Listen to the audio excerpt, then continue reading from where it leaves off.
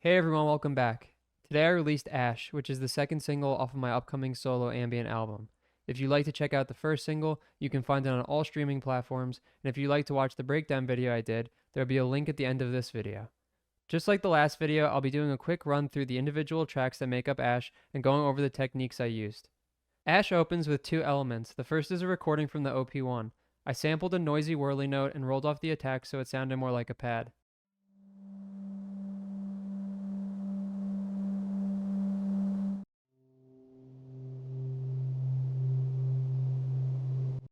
The first effect I added was an align delay. This device was released in Ableton 11.1 and I only stumbled upon it during the making of this album. It's a really simple delay that allows you to offset the audio in either the left or right channel. It kind of reminds me of the phase controls in Worms, and I was happy to find a software effect that is similar since I really enjoy that.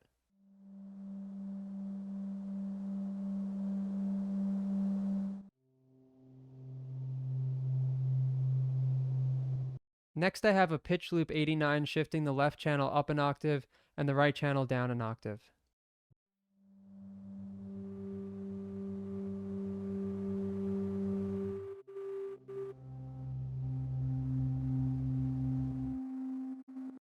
Next is a utility, which is handling volume automation, an Ableton stock reverb, and an auto filter that is being used to slowly introduce the sound in the intro.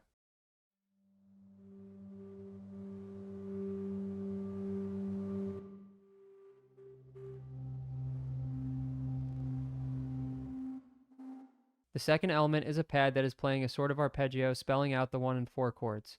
Leading up to writing this album, I was getting really into 80s minimalist and new age music. I liked the ultra clean sounding digital synths they were using, and I wanted to incorporate that into my own music.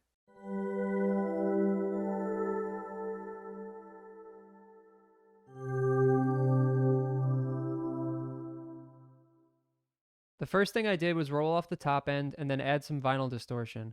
I like this device for adding very subtle distortion. You can barely hear it, but when I add the second auto filter with some drive, the distortion is accentuated.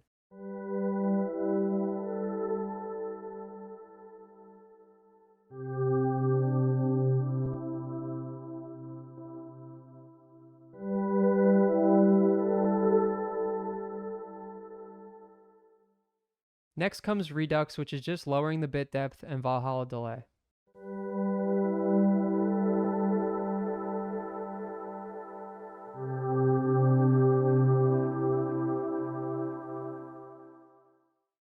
Finally, at the end, I added a limiter to rein everything in and further bring out the distortion.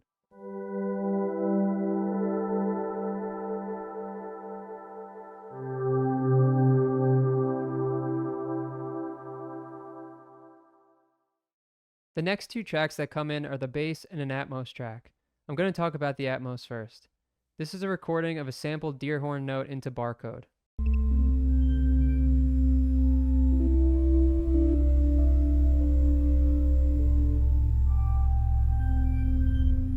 The first thing I did was roll off everything below 897 Hz.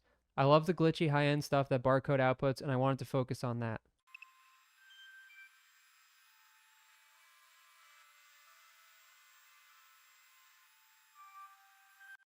After that, we have an instance of Spectral Conquest that is rolling off the super high end and a Valhalla vintage verb at the end. With all the effects and in context, it adds almost a percussive element in the background.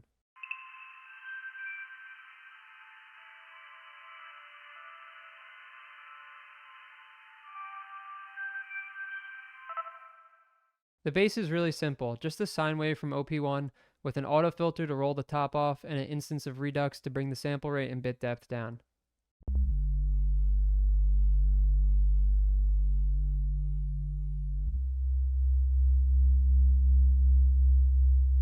The second to last track is a sort of lead line. This is once again OP1, but this time into ripples.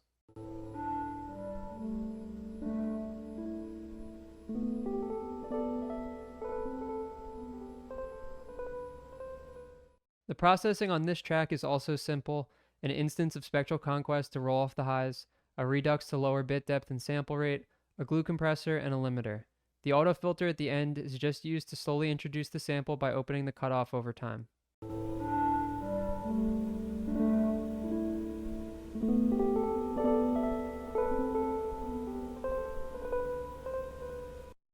The final track is a performance I recorded live using my modular effect rack and OP1.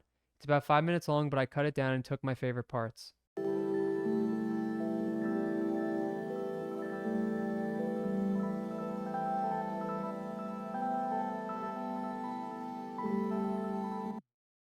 The only processing happening with it is an instance of Surgeon that I'm using to roll off the low end, and a Spectral Conquest to clean up any low end stuff Surgeon missed. Now that we've gone through all the tracks, I can talk about a technique I used a lot on this album.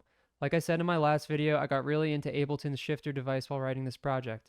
Shifter was another addition in 11.1, and if you haven't done the free update yet, I highly recommend it. Shifter is a pitch shifter, frequency shifter, delay, and ring mod. I mainly use it as a live pitch shifter though. This entire track is actually being shifted up 4 semitones. With it bypassed, you can hear what the raw audio sounds like.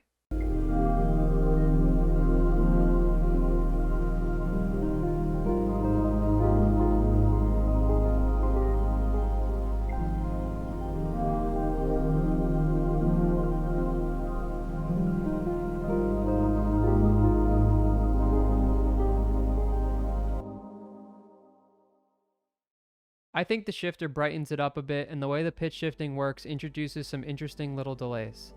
That's all I've got for today. I hope you've been enjoying these track breakdowns. Like I said in the last video, I'm doing one for each of the singles, so expect the next one on the 23rd. If you want to hear the full track, you can find it on all streaming services as well as my Bandcamp. As always, thank you for watching, and I'll see you next time.